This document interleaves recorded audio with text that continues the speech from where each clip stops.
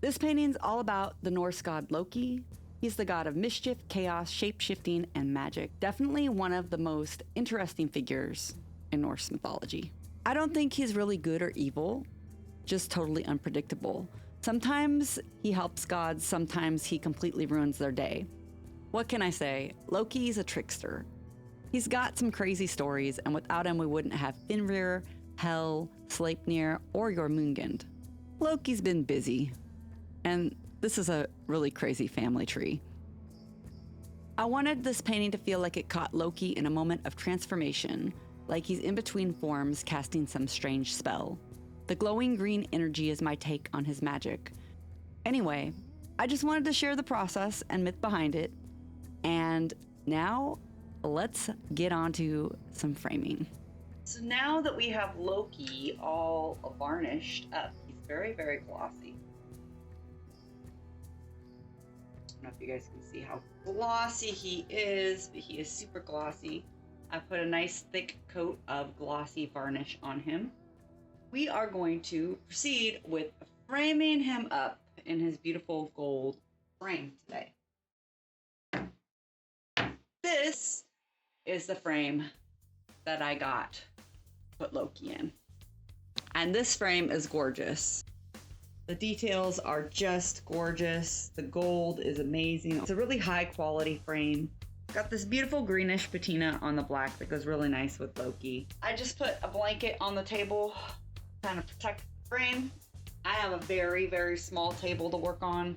This table is only a 3-foot, approximately 30-inch by 30-inch table.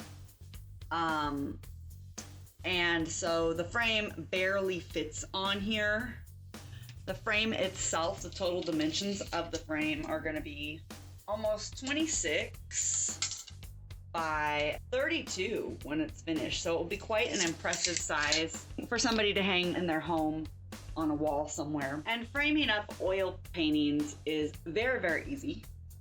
It is probably one of the easiest things because you don't have to worry about glass and stuff like you have to do with watercolor. So I'm just gonna pop this painting in here. Loki was painted on a 1/8 inch thick masonite board.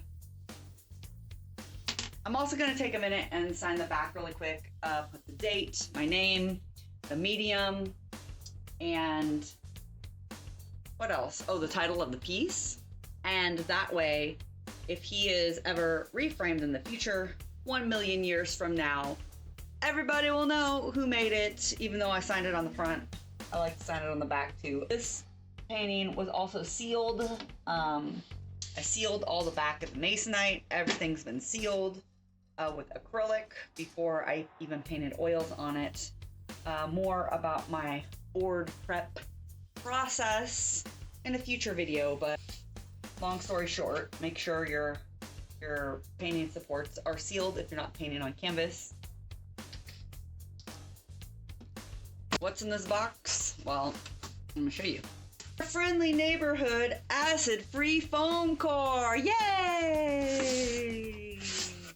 I purchased a package of acid-free foam boards so that when I nail my nailers in, they'll be going in a little bit back, a little bit further on the frame, and it also acts to give him a little bit more support. You say your prayers, and it clicks, and then you check, and you make sure that no point came out the other side of your frame, because that would be bad, but you know, this molding's thick, so we're gonna be okay. So now that we've got all of the nailers in, we're going to go ahead and proceed with the dust cover for the Loki painting. Make sure there's no dirt in there. What I have here is a double stick tape, and we're going to take this double stick tape and we are going to apply it all around the edges and sides of the painting so that then we can put our craft paper on. Just go around the edges of your frame. I like to put the tape as close to the edge as I can. Because this is such a big old area, I think what I will do is also put it here. So we're gonna do a layer of tape the back side, but also along the front side. And then we're gonna apply our dust cover. So always make sure when you're doing framing up your artwork, you spend the extra money to get acid-free materials, because it's gonna make difference in the long haul. If you've ever used, like, I remember in high school when I first did my first like framing type projects and stuff, I think I matted up a piece of artwork with some masking tape. So I save all of my old art and stuff. Anyway, I framed up this piece and I used masking tape on it, and then, like, I don't know, many years later, I looked at the piece again and the masking tape had just totally deteriorated because it wasn't acid-free materials. So the thing about it is you really need to make sure, just like with any art project, that you are using the best quality materials that you can possibly use. It's really important. So now that I've got the tape on here, I'm going to peel off the tape. Let's give it a good rubbing. Let's rub it. Let's take something hard. Really get in there deep, guys. Smash it into the wood. Make sure it's stuck. Sometimes this double stick tape does not like to stick at all. Basically, all the double stick tape has a thing. So the sticky part is right here. That's sticky. Sticky. So we're just gonna gently. This is the satisfying part, guys. So the next step in this whole thing is the craft paper roll. And I'm just gonna roll this baby out. Just gonna roll it from the roll. It's gonna stick to the tape, and then we're gonna trim it up.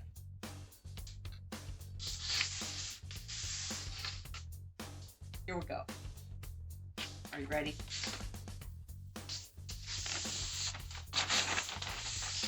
All right, so make sure it's stuck in the corners.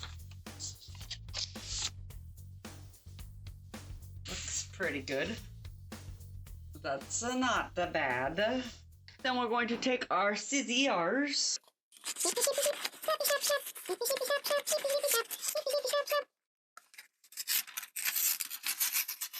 Doesn't have to be pretty.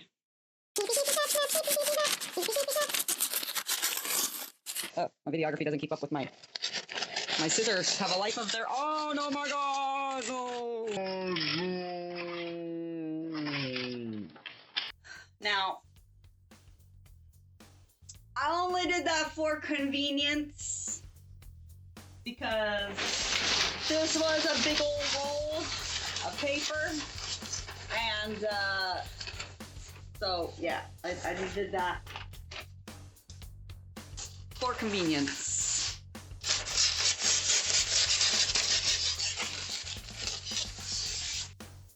So this, my friends,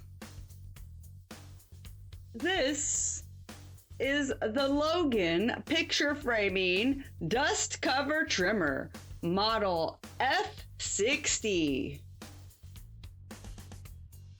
It has safe and blade. I'm gonna put it on blade because we want to cut stuff. Yes, we do. Yes, we do. We want to cut stuff. And then all you have to do is run it along the edges of your thing. Let me see if I can show you guys. And we're going to use it to cut our dust cover. That's what we're doing right now. We're cutting the dust cover. All a dust cover is really is a piece of craft paper put on the back of your paintings to prevent, you guessed it, dust from getting into your paintings. We don't want no dust. Now that we got our dust cover on and all the tape's been removed, it's time to put our D-rings on. That would be these guys. These are the D-rings. And they go on the sides of your canvas, you know, to hang your framing wire. So let's do this. All right, let's go. For the love of all things good in art, please don't use these guys. These are sawtooth hangers. And these things are... I mean, they work. They work to hang stuff up, but they suck to hang stuff up. They suck. Please don't use these. Please use framing wire. I'm kind of a stickler about that. These things suck. It makes framing, hanging up your paintings so hard. And if you are going to use these, which I prefer you just don't use these because these things suck. But maybe use them on a small piece of art because they're really hard to like find the right nail. You can't center your art good and straighten it very good. It's kind of like what you see is what you've got. They're just crummy. So don't use these. Use these. All right, I'm back with screws. Look what I got here, guys. They're kind of mismatched screws because I pulled them out of my screw pile. But let's get a screw in. So I think these will work better. As you can see here, I like to, you can check before you screw into your frame. Is it going to protrude? And of course, you've also got the amount of the, the D-ring here.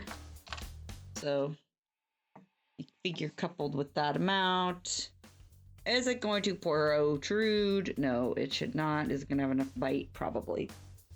So we're going to go 10.6.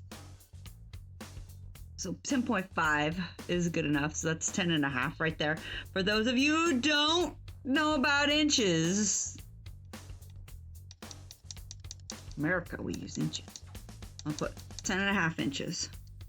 So it's right there. I'm also going to put a mark right here that tells me not to go over that because then that's where it gets. Oh, no! Tape measure had a mind of its own. As that mark tells me don't go over that because you're going to poke a hole in your nice new thingy. So we're going to do that on the other side as well. So now we are going to just screw these guys in with our gun.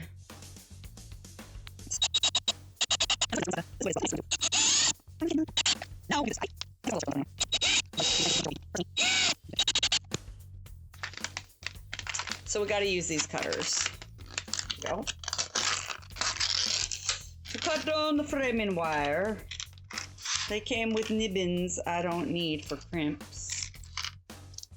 But do I hoard them or do I throw them away? Will I need these crimps? I don't know. Nibby nubbins. I have cut this stuff with just scissors before. So in my mind, you can just use scissors or whatever. Basically, just measure your length you need and then tie the little knots. I like to give it a little bit more, so I like to kind of like tie the first knot first. Like this, you go like this, and then you loop it, and you pull it tight to make a knot. And then I like to wrap. And this is the good framing wire, by the way. This is good stuff because it won't scratch your walls up because it's vinyl coated. So, and then you can just do a little tuck. A little tuck. And that's gonna make sure that your knot don't pull out. Just gonna cut off enough extra so that I can have enough to do the knot and the stuff. So give our new nippers a test. Oh, like butter. Now, the other thing that we can do is just take some masking tape or whatever. It's what I currently have, so it's what I'm gonna use. And we'll just put some masking tape over the pokey bit. Just to make sure that I don't want it to scuff the... poke a hole in my dust cover. So, It'll keep it from scraping any walls or anything. I like to do that. Sure, the masking tape might get nasty.